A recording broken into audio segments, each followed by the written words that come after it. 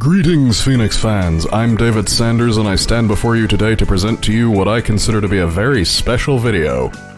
You see, my good friend and colleague here at Phoenix Gaming, Alex Applin, was recently kind enough to gift me the new Season Pass for Civilization VI, which is officially entitled the New Frontier Pass. For those of you who might not know, the New Frontier Pass is the collective name for a series of bi-monthly DLC packs and additional free updates to the game, which will add new playable civs, new leaders, new game modes, new infrastructure, new city-states, and a whole heck of a lot more between now and its planned final update in March 2021. Since I got my hands on the pass so early, there's only one full piece of DLC available. That DLC is what I'll be discussing today. Among many other things, this DLC's primary additions are two new playable civs. Namely, these civs are the Maya, led by Lady Six Sky, and Gran Colombia, led by Simon Bolivar. Or, as narrator Sean Bean pronounces his name, Simon Bolivar. I'm sure I'm not the only one who finds Sean Bean's mispronunciations at least a bit amusing, right? Anyway, I thought I'd start things off by discussing what Gran Colombia is capable of. As you can see on screen now, this civ's passive ability, so long as Simon Bolivar is their leader, is called Campaña Admirable, which gives them what's called a Comandante General at the start of every new in-game age.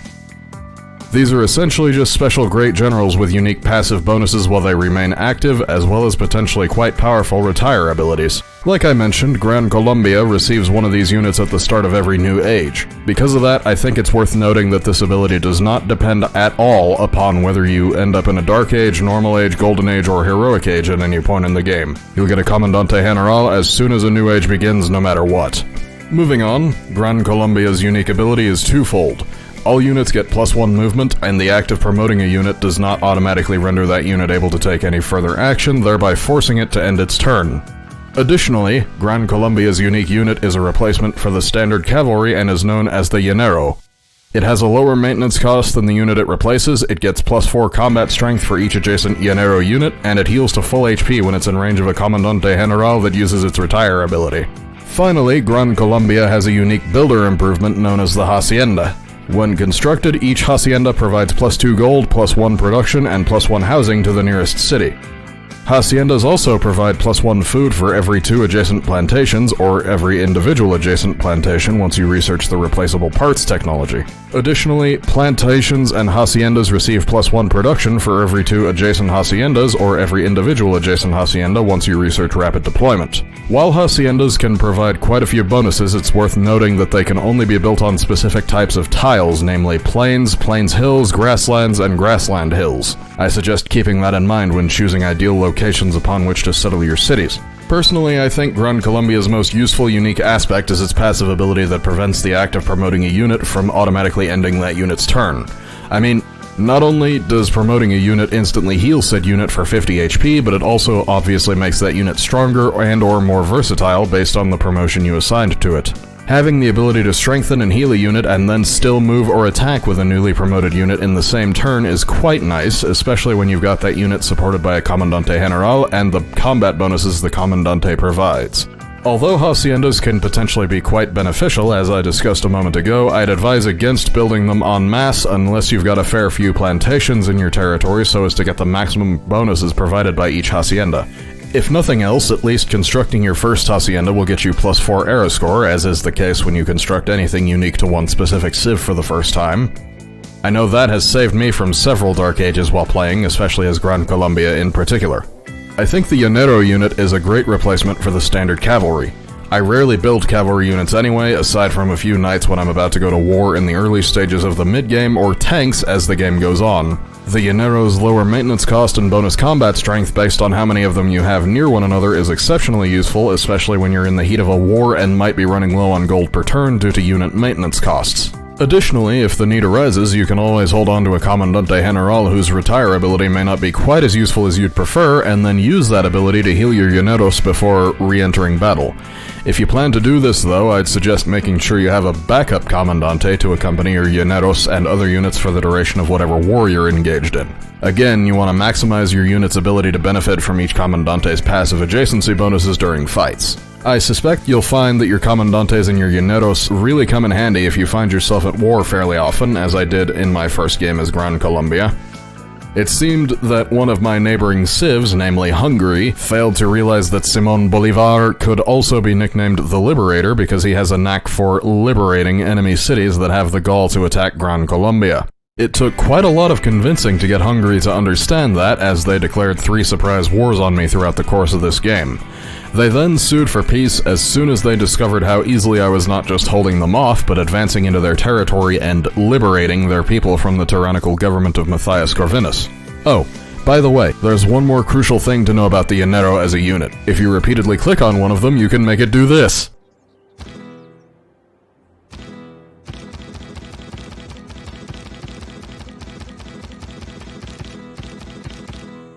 At this point, I'd like to move on so that I may provide a monologue about the Maya. Led by Lady Six Sky, it seems to me that the Maya excel at 2 things in particular: science generation and self-defense. I'll explain why I say that in just a moment, but first I'd like to quickly run down the Maya's unique aspects as I did for Gran Colombia. Lady Six Sky's leader ability makes it so that non-capital cities within 6 tiles of your capital gain a bonus 10% to all their yields. Additionally, all units gain +5 combat strength within 6 tiles of your capital. That's the primary reason I believe the Maya excel at self-defense. The Maya's second passive ability that isn't specifically tied to having Lady Six Sky as their leader dictates that the act of settling near coast tiles and fresh water does not provide extra housing. Instead, each farm you construct provides +1 housing and +1 gold. In addition, each city is granted +1 amenity for each luxury resource adjacent to its city center. The Mayan unique unit is a replacement for the archer and is known as the Hulche. I think I'm pronouncing that correctly. It has what the game calls a, quote, strong ranged attack, although I'm admittedly clueless as to what's meant by that. Regardless, this unit also gains +5 combat strength when fighting a wounded opponent. Combine a few of these with the bonus combat strength from being near your capital, and I think any aggressive civs will have quite a difficult time conquering you in the early game. Finally, the Maya's unique district is known as the Observatory.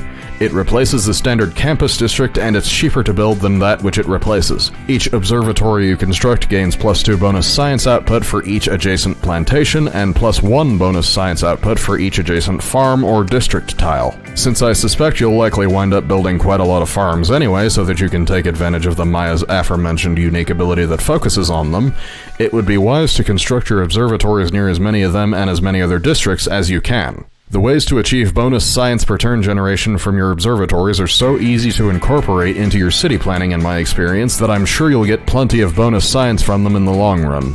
That's especially true if you expand rapidly, focus primarily on population growth via food, and build an observatory in each of your cities.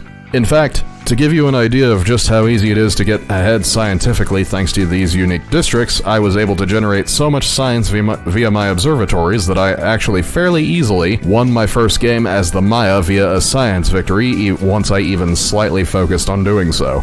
That's despite the changes to this victory type that were added in Gathering Storm, which dictate that you aren't declared victorious immediately after launching the last step required to achieve a science victory.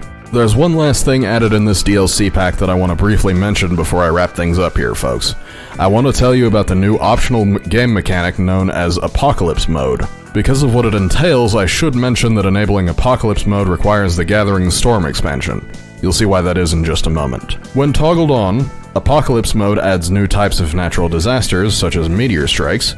It intensifies the impact and duration of disasters that already exist, like droughts, floods, and blizzards, and it increases the chances that all types of natural disasters will occur. In addition to that, the act of toggling on Apocalypse Mode also adds a new support unit specific to the mode known as the Soothsayer. This unit can use its unique charge-based ability to initiate a natural disaster in the tiles nearest to it when its ability is activated.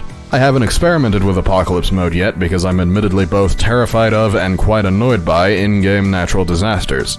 However, despite that, I suspect that based on the in-game wording of their unique ability, Soothsayers can be sent to cities owned by civs you dislike and activated to really foul things up in that city. I must admit, that idea most assuredly sounds delightfully devilish to me. I mean, think about it. Is an enemy civ continuing to convert your cities to their religion despite promising not to? Call down a meteor strike on their capital, then declare a holy war while they're still reeling. You've gotta love it. Oh, one more thing to know about Apocalypse Mode. As you may know if you're familiar with the content added in Gathering Storm, climate change is a significant factor with which you'll have to contend as you power your cities and utilize other means of releasing carbon dioxide into the in-game world's atmosphere. With Apocalypse Mode enabled, if the stages of climate change happen to reach their final level, stage 9, the game automatically ends because a stream of meteors begin to strike the planet and eradicate humanity in its entirety. So with that in mind, sleep well tonight, climatologists. There you have it, folks. What I've said so far pretty much constitutes my first impressions of the Maya and Gran Colombia DLC pack. In case you're unaware, the next DLC pack that's part of the New Frontier Pass is scheduled to be released sometime this July. This second DLC pack contains, among other things, Ethiopia as a playable civ and the addition of what are called Persona packs for 2 currently playable leaders. The leaders in question are Catherine de' Medici of France and American leader Theodore Teddy Roosevelt. These Persona packs reportedly affect such things as these leaders' character models, agendas, and gameplay styles. If you bought the entire New Frontier Pass rather than just select pieces of its DLC, you'll get these packs automatically once they're released. Virexis has reported that these packs will transform Catherine de' Medici into Magnificence Catherine, who focuses heavily on culture and tourism generation, and turn President Roosevelt into Rough Rider Teddy, who apparently excels at keeping the peace on his home continent. That's great and everything, but since new character models will apparently be added for these leaders, I sincerely hope it also means we get to see President Roosevelt dressed like a Rough Rider, ridiculous hat and all. I think that would be absolutely hilarious. You can rest assured that I'll publish my thoughts on the Ethiopia pack as soon as I can once it's released, be that in a video here on YouTube or in an article on the main site. Anyway, that's about it for me today, folks. You've been watching Phoenix Gaming, my name is once again David Sanders, and always remember this channel would be nothing without the support and viewership of our fans just like you. I'll leave you with the dulcet tones of Sean Bean mispronouncing things as he introduces Lady Six Sky. Thank you very much for watching, and I'll see you next week. Lady Six Sky, great warrior mother of Dos Pelas and Wat Cabnal, lead your people into a new dynasty. Let your reach grow long so you may conquer your enemies near and far. The gods will guide you, and you will in turn guide your loyal citizens to victory.